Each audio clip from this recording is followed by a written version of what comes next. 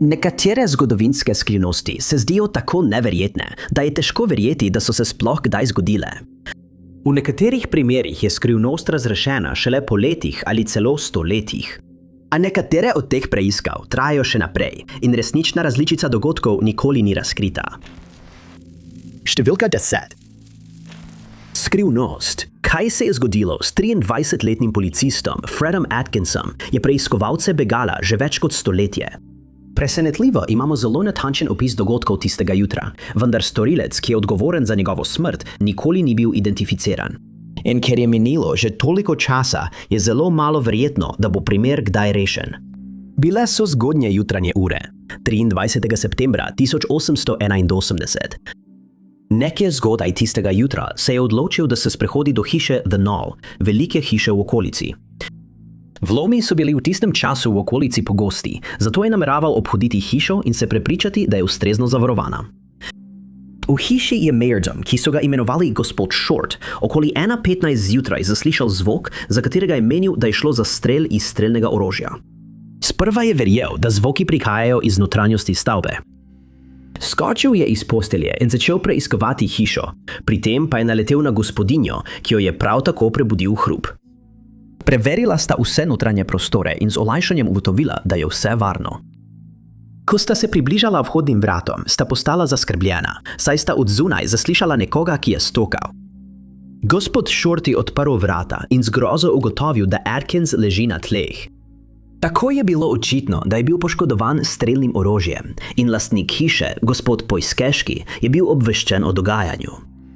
Obvestil je policijo in več policistov je pohitelo na kraj dogodka. Ugotovljeno je bilo, da je bil Atkins zadet 3-krat, zato je nujno potreboval zdravniško pomoč. Prepeljali so ga na policijsko postajo v Kingstonu, saj je bila najbližja bolnišnica predaleč, tam pa ga je pregledal dr. Roots. Medtem ko je dr. Roots zdravil Atkinsove rane, je policist uspel pojasniti, da ko se je približal hiši, ni opazil ničesar sumljivega, nato pa je v temi zagledal svetilko in vsaj 2 osebi, ki sta šepetali.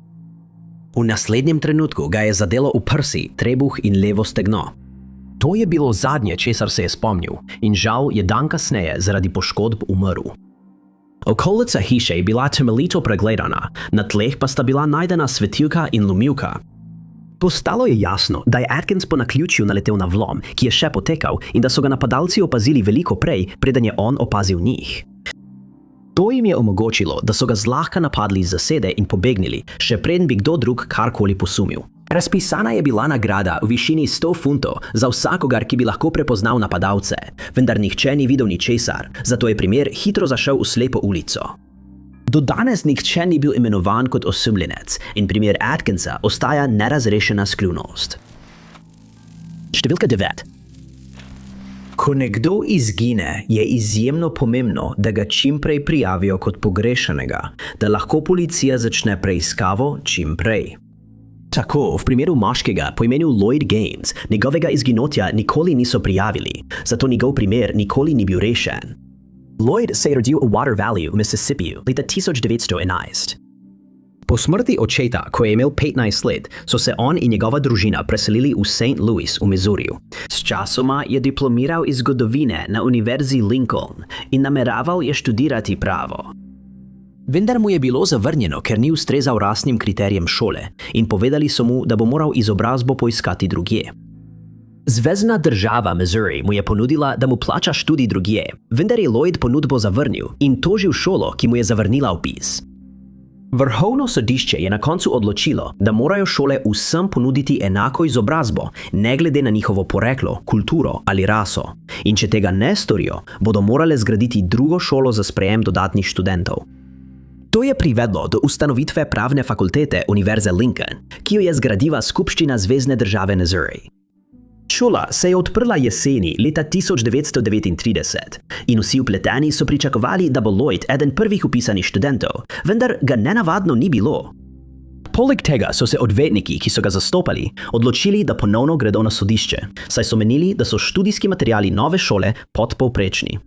Vendar jim ni uspelo vzpostaviti stika z Lloydom, ki ga do tega trenutka že več mesecev niso videli. Znano je, da se je Lloyd odločil poiskati delo, medtem ko so gradili šolo, in nekaterim prijateljem ter družinskim članom je povedal, da namerava odpotovati v Kansas City. Prav tako je načrtoval, da bo eno noč prespal v Chicagu. Prav tako je znano, da je prispel v Chicago, saj bi več prič potrdilo, da je bival v hiši študentske bratovščine. Nekega večera je rekel, da gre kupiti nekaj znamk, vendar se nikoli ni vrnil. Takoj, ko je postalo jasno, da je izginil, so začeli iskalne akcije in razdelili plakate s podrobnostmi v njegovem primeru, vendar Lloyda niso mogli najti. Nekateri so začeli ugibati, da je odpotoval v Mehiko, da bi začel novo življenje, saj se je naveličal politike. Drugi so verjeli, da je postal žrtev kaznivega dejanja zaradi svoje vloge v primeru na vrhovnem sodišču. Tudi to so bila zgolj ugibanja. Uradna preiskava ni bila nikoli sprožena, saj ni bilo znano, ali se je Lloyd preprosto preselil. In čeprav ga je nekaj ljudi še naprej iskalo, nikoli niso našli nobenih dodatnih sledi o tem, kje bi lahko bil. Leta 2006 je Lloyd prejel častno diplomo strani šole, ki jo je pomagal ustanoviti. Njegova odvetniška licenca pa je bila odobrena posmrtno.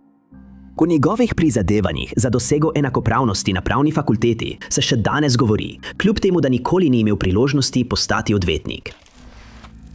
Številka 8 leta 1734 je guverner George Burrington, ki je prihajal iz Devona v Angliji, komaj preživel napad prebivalcev naselbine v Cape Fearju, okrožje Brunswick, Severna Carolina. Burringtonov oče je bil zvest podpornik kralja Georgea I., zato je bil imenovan za guvernerja kolonije v zasebni lasti Severne Karoline. Leta 1723 se je preselil v Ameriko in naslednje leto prisegel na položaj. Okrožje Brunswick je postalo dom skupini naseljencev iz Južne Karoline, vendar se je izkazalo, da je njihova prisotnost tam nezakonita. Naselbino sta ustanovila dva moža, Maurice Moore in njegov svak Edward Mosley, vendar sta si prisvojila zemljo, ki jima ni pripadala. Ko je vlada to izvedela, so na to območje poslali Burringtona, da razišče zadevo, in tako je razveljavil listine o dodelitvi zemljišč te skupine.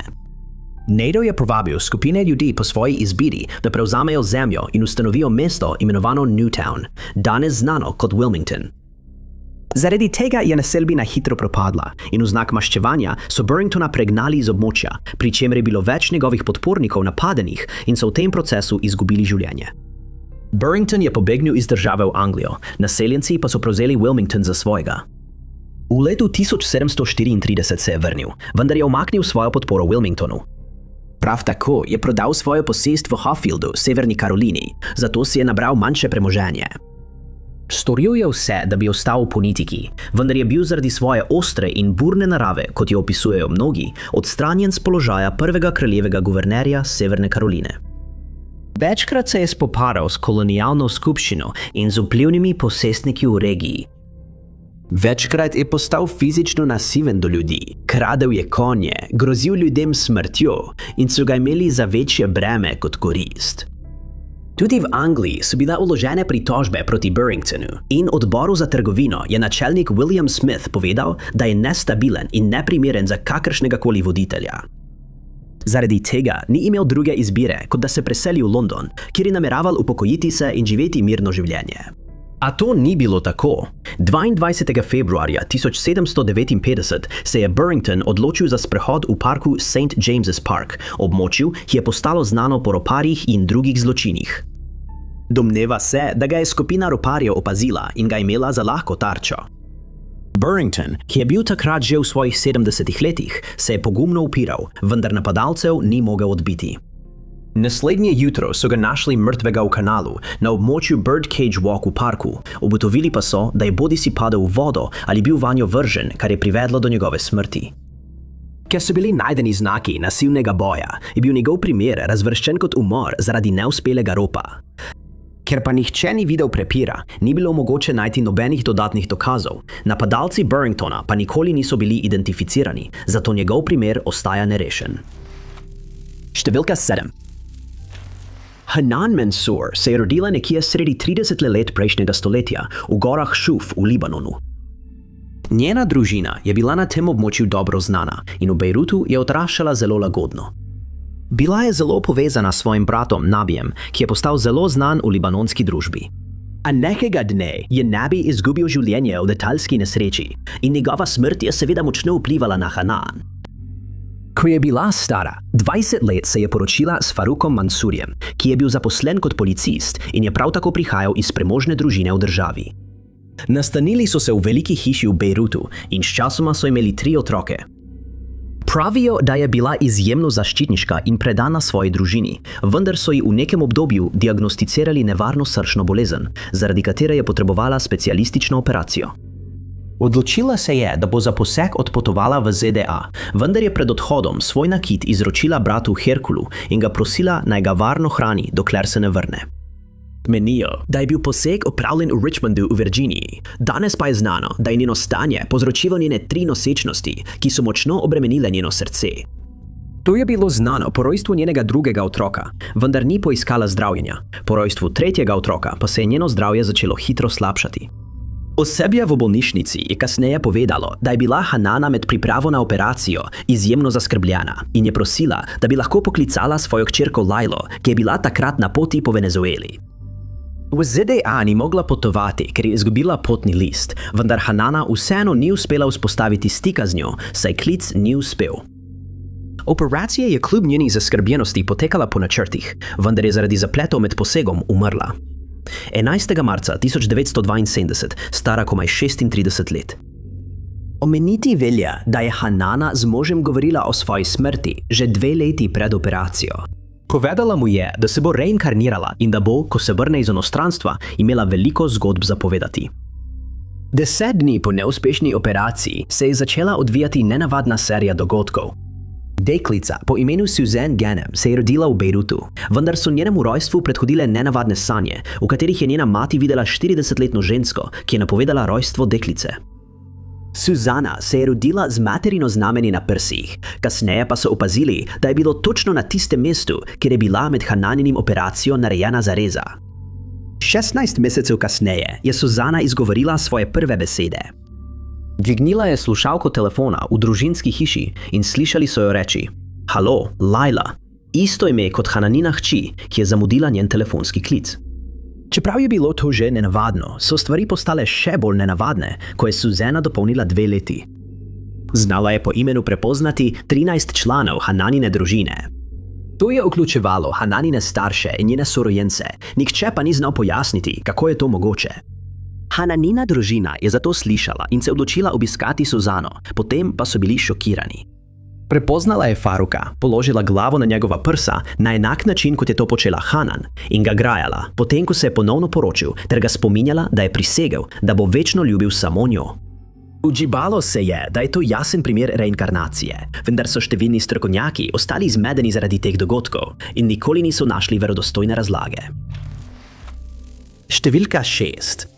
Dolgo časa so zgodovinarji verjeli, da so vikingi potovali vse do Severne Amerike in Nove Fundlandije, medtem ko so okoli leta 1000 raziskovali svet. Toda odkritje Kensingtonskega runskega kamna bi lahko zavedno spremenilo ta del zgodovine. Leta 1898 se je Šved po imenu Olaf Oman preselil v Ameriko in se naselil v Minnesoti. Kupil je kos zemlje tik ob Kensingtonu in nekega dne, ko sta sinom hodila po posestvu, je opazil nekaj nenavadnega. V koreninah drevesa je opazil velik kos peščenjaka in se odločil, da bo raziskal podrobneje. Uspelo mu je izkopati ploščo iz zemlje in sprva ji ni posvečal posebne pozornosti. Toda potem je njegov sin opazil, da so na njej nenavadni znaki, ki jih še nikoli niso videli. Odločili so se, da bodo kamen odnesli nazaj na svojo kmetijo, kar pa zaradi njegove teže ni bila lahka naloga. Ko se je novica o odkritju razširila, je kamen pregledal O.J. Breda, profesor z univerze v Minnesoti, in ugotovil, da so nenavadni znaki skandinavske rune. Vendar je dodal, da verjame, da je kamen ponaredek, zato so ga pustili na kmetiji, ne da bi opravili kakršnekoli nadaljne raziskave. Ležal je na kmetiji do leta 1907, ko ga je ponovno odkril Halmar Holland, norveški zgodovinar. Zanimale so ga rune, ki jih je kamen vseboval, in ponudil je, da ga odkupi od Omana, ki je z veseljem sprejel njegov denar. Holland je rune preučeval celo desetletje in ugotovil, da ne gre zgolj za ponaredek. Na kmetiji je bil poslen zelo dolgo časa. Kar se tiče napisa na kamnu, je Sven S. Asbjørg, jezikoslovec iz Aleksandrije v Minnesoti, uspel rune prevesti v latinščino in nato v angleščino, kar je bilo zelo zanimivo branje. Pripovedujejo zgodbo o 30 severnoevropskih raziskovalcih, ki so potovali iz Vinlanda proti zahodu. Nekega dne se je nekaj mož odločilo iti na ribolov. Ko so se vrnili, so bili šokirani, saj so odkrili, da je bilo 10 članov njihove skupine napadenih in niso več živi. Poleg tega je govorila o raziskovalcih, ki so jih pustili na obali, do katere bi potrebovali 2 tedna poti.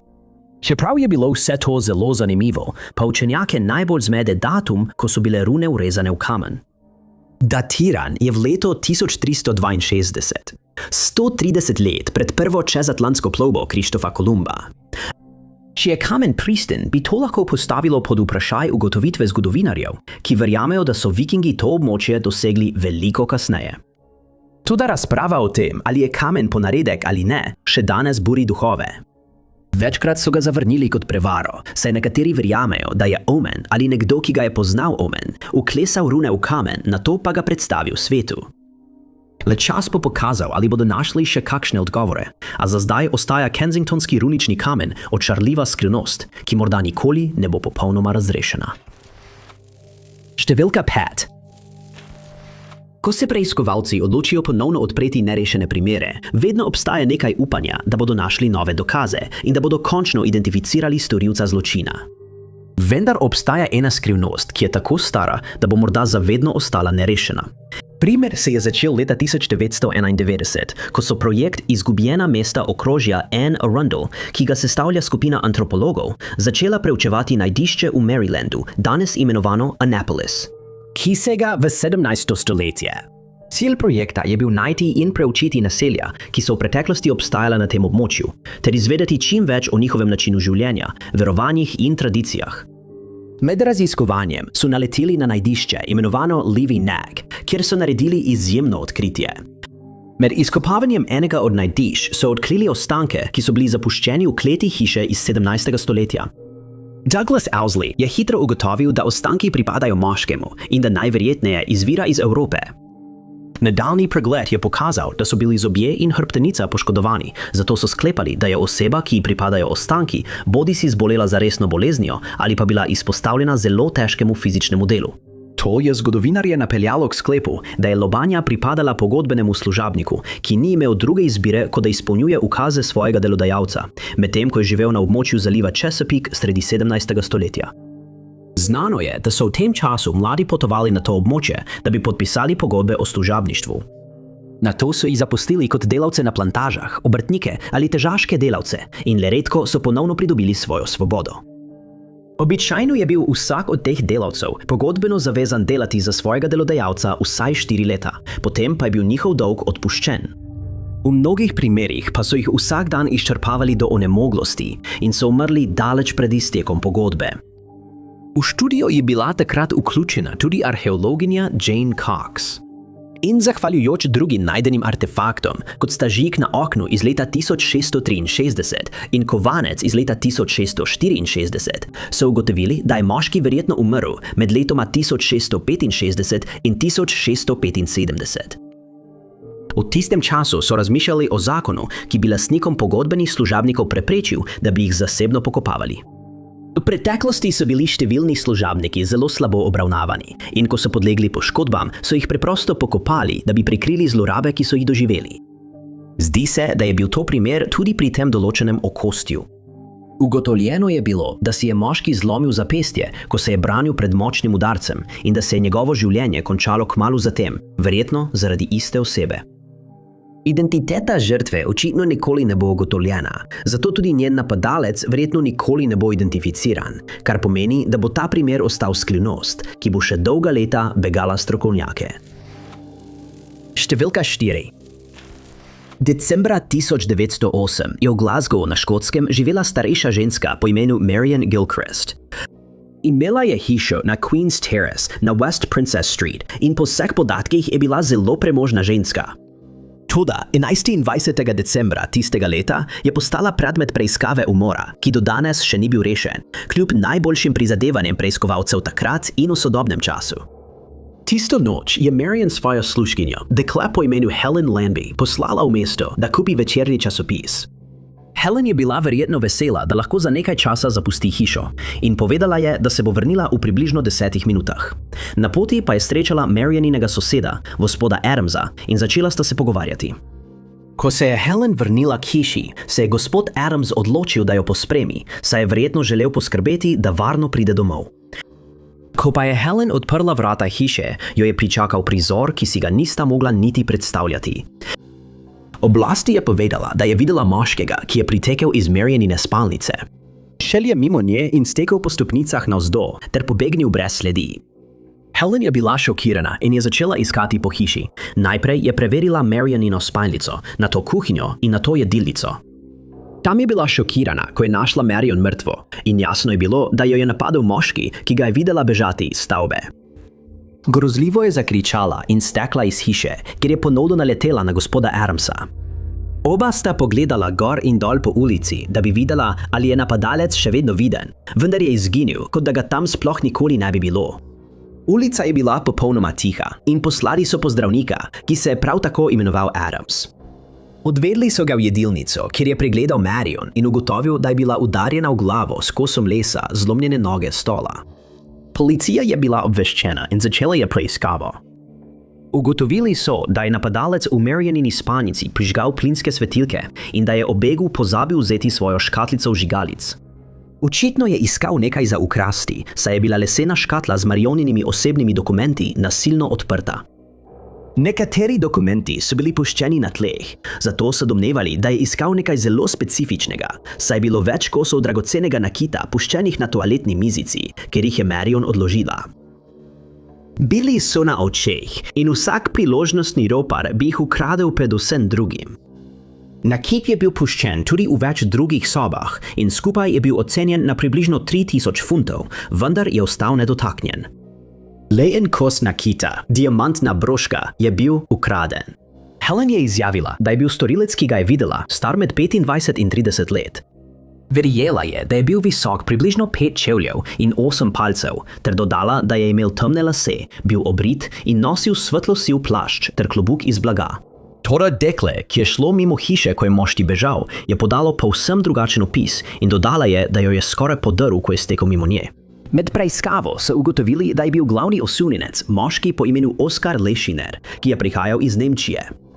Oskar, ki je v Glasgow prispel mesec dni prej in je uporabljal zdevek Slater, je poskušal prodati zastavni listek za diamantno broško.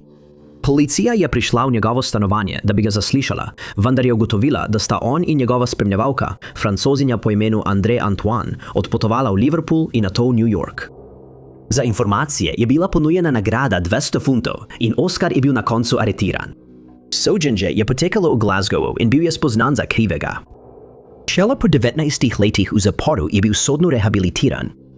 Prejel je visoko odškodnino zaradi neupravičenega zapora, napadalca Marion pa nikoli niso odkrili.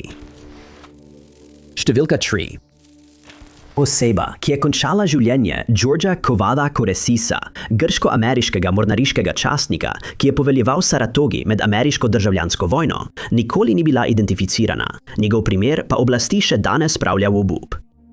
George se je rodil na Hiosu v Grčiji leta 1816, vendar se njegovo življenje ni začelo najbolje. Pri 6 letih so ga Turki ugrabili med grško vojno za neodvisnost, nato pa so ga po plačilu odkupnine za njegovo izpustitev strani očeta poslali v ZDA. Tam je živel v Vermontu s kapitanom Aldenom Partridgem in njegovo družino ter obiskoval vojaško akademijo. Kot odrasel se je pridružil mornarici in se upokojil šele leta 1867 po dolgi in izjemni vojaški karieri. Nastanil se je v Litchfieldu v Connecticutu s svojo ženo, vendar je 5 let kasneje načrtoval potovanje v New York. Znano je, da se je na pot odpravil s približno $8,000 pri sebi, ter da je nosil dežnik in palico, ki je vsebovala skrito rezilo. Večerjal je v restavraciji Warda, nato pa je šel v lekarno, kjer je kupil 2 ovojnici in nekaj pisalnega papirja. Trgovino je zapustil ob 22:35 in so ga videli, kako se je odpravil proti pomolu, vendar tja nikoli ni prispel. Medtem ko je hodil po ulici Clinton, ga je nekdo napadel s strelnim orožjem in mu vzel življenje. Ko so preiskovalci prispeli na kraj dogodka, so poleg njega našli njegov dežnik in palico. Na drugi strani ceste so našli strelno orožje in rog za smodnik in prazno torbo Georgea Kovala Koresisa, v kateri je imel denar, so našli na tleh blizu pomola, popolnoma prazno. Policija je kasneje sporočila, da je storilec odnesel ne le $8,000, ampak naj bi ukradel tudi delnice v vrednosti okoli $80,000. Oblasti so naredile vse, kar so lahko, da bi našle odgovorno osebo, vendar ker ni bilo prič, ki bi lahko prepoznale osumljenca, je preiskava zastala. Narisana sta bila dva zemljevida kraja zločina, podjetij, ki jih je George obiskal tisto noč, in verjetnega kota napada, vendar sta bila policiji brez opisa napadalca le malo v pomoč. Lastnik lekarne je bil zadnja oseba, ki ga je videla živega, in policiji je lahko povedal le, da ga je George vprašal za najhitrejšo pot do pristanišča, nato pa je odšel svojo pot. Primer ni bil nikoli rešen in zelo malo verjetno je, da bomo kdaj izvedeli, kdo je Georgeu vzel življenje, preden je pobegnil z majhnim bogastvom. Številka 2. Primer Gene Townsend je še eden tistih, ki so ostali nerešeni desetletja, zato je pogosto tema pogovorov med zgodovinarji v Angliji. Jean se je rodila v South Ruislipu v Angliji leta 1933. Ko je dopolnila 21 let, je začela delati v kostumskem oddelku gledališča v zahodnem delu Londona. Veljala je za zelo ugledno osebo in po vseh pričevanjih je bila zelo inteligentna in očarljiva. Kmalu se je spoprijateljila z več znanimi gledališkimi in filmskimi igralci. Več ljudi pa je kasneje povedalo, da je skoraj nikoli niso videli piti alkohola. 14. septembra 1954 je Jean preživljala čas z nekaj svojimi prijatelji v klubu Piramid. Klub je pogosto obiskovala, saj je bila članica. Poleg tega pa je bil blizu gledališča, kjer je delala. Njeni prijatelji so kasneje policiji povedali, da se je tisto noč okoli 23 ure odločila iti domov, a naslednje jutro so bili v šoku, ko so izvedeli, da Jean ni več živa. Zadnjič so jo videli, ko je odšla iz postaje South Ruislip, nato pa se je odpravila proti svoji hiši. Naslednje jutro so jo našli mrtvo na zapuščenem zemljišču v Ruislipu. Hitro pa so ugotovili, da je napadalec uporabil njen črno-zlati šal, da jo je zadavil. Ugibali so, da so jo ubili drugje, saj je bila na nekaterih mestih visoka trava poležana. Njeno torbico, čevlje in nogavice so našli nedaleč stran, na njenem telesu pa ni bilo znakov nasilja. Sprva so namigovali, da jo je ubil nekdo z bližnje vojaške baze in da je ta oseba že zapustila območje. A policija te teorije ni podprla. Priča je opisala, da je okoli polnoči tiste noči slišala žensko, ki je klicala na pomoč, nato pa je slišala še dva moška, ki sta se prepirala. Neverjetno, a sta bila ta dva moška izsledena, vendar sta trdila, da o napadu na Jean nista vedela ničesar in nista mogla ponuditi dodatnih informacij. Med preiskavo so policisti ponovno sledili Jeaninim korakom. Ugotovili so, da je izstopila iz postaje okoli 23:45. In domnevali so, da se je nato z nekom odpeljala ali pa je bila proti svoji volji prisiljena v vozilo, saj je bila policija prepričana, da napadalca ni poznala. Ker ni bilo nobenega napredka, so v kinematografih prikazovali sporočila, v katerih so prosili vse, ki so bili na območju napada, naj stopijo v stik z oblastmi. Kmalu zatem je čistilec oblačil, kot so jih takrat imenovali, obvestil policijo, da je neki Američan s praskami na obrazu prinesel raztrgana oblačila, ki so bila umazana z biološkim materialom. Kasneje je prišlo na dan, da je bilo na tem območju napadenih več žensk in da je bila vsaj ena skoraj zadavljena do smrti. Od takrat naprej so ženskam svetovali, naj ponoči hodijo v skupinah in se po sončnem zahodu ne zadržujejo na prostem. Jeanynega napadalca nikoli niso identificirali. 2 leti kasneje pa je na enak način življenje izgubila še ena ženska, Diana Suddy. Veliko ljudi verjame, da je bil v tistem času na tem območju aktiven serijski morilec, vendar ker nikoli niso nikogar aretirali, to ostaja le teorija. Številka 1. Ideja o napadu iz vozila se nam zdi sodoben koncept, vendar se zdi, da je bila 51-letna ženska po imenu Mary Gunn morda žrtev takega napada leta 1993, čeprav nekateri zgodovinarji verjamejo, da je umrla po nesreči. Mary je prihajala iz severnega Ayrshira na Škotskem in postala je ena prvih telefonskih operaterk v državi.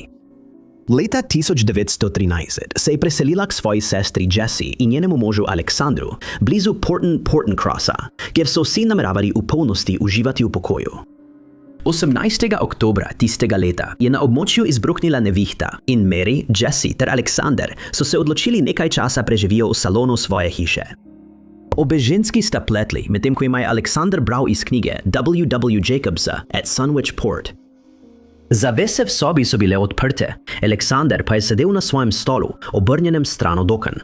Bil je prijeten in miren večer, razen nevihte. Tudi okoli 20:30 se je to spremenilo. Nenadoma je nekdo izstrelil 6 strelov skozi okno hiše, kasneje pa so ugotovili, da je napadalec uporabil težko enoročno strelno orožje. Jesse je bil 2-krat zadet v hrbet in je takoj padel na tla. Eden od izstrelkov je zadel knjigo, ki jo je Alexander bral, nato pa ga je zadel še v kazalec. Še 2 sta zadela njegov stol, druga 2 pa zunanjost hiše. Nažalost je bila usoda Marije veliko hujša. Medtem ko je imela Jessie hude poškodbe hrbta in ene ledvice, je prejela zdravljenje v bolnišnici Kilmore Knock in si popolnoma opomogla. Kar se tiče Marije, bila je 3-krat zadeta, enkrat v srce in je umrla na kraju samem. Alexander je stekel na sosednjo kmetijo po pomoč, poklicali so zdravnika in policijo. Naredili so odlitke stopinj, ki so jih našli pred hišo, in preiskali so okolico, vključno z Ardnell Woodsom, vendar brez uspeha. Ker je Alexander tisti dan obiskal živinski sejem in je bilo znano, da ima pri sebi precej denarja, so predlagali, da je šlo za rop, ki se je ponesrečil. Ker pa iz hiše ni bilo ničesar odnesenega, je ta teorija hitro razpadla. Ker tisto noč nihče ni slišal, da bi psi na posestvu lajali, verjamejo, da je napadalec poznal žrtve. Identificirali so več osumljencev, med njimi tudi Alexandra McLarena, ki je morda upal na romanco z Marijo, vendar so ga kasneje oprostili suma. Drugi so predlagali, da je Alexander uprizoril napad, vendar nikoli niso našli nobenih dokazov, ki bi podpirali to teorijo. Jesse pa je potrdil, da so streli prišli od zunaj stavbe. Preiskava je hitro obstala in ker niso nikoli našli nobenih dodatnih sledi, Marijin primer ni bil nikoli rešen. Najlepša hvala, da ste gledali. Če vam je bil ta video všeč, pritisnite gumb všeč mi je. Ne pozabite se tudi naročiti na kanal in klikniti zvonček za obvestila, da boste na tekočem z vsemi našimi prihodnjimi objavami. Moje ime je Top 5 Unknowns in se vidimo v naslednjem videu.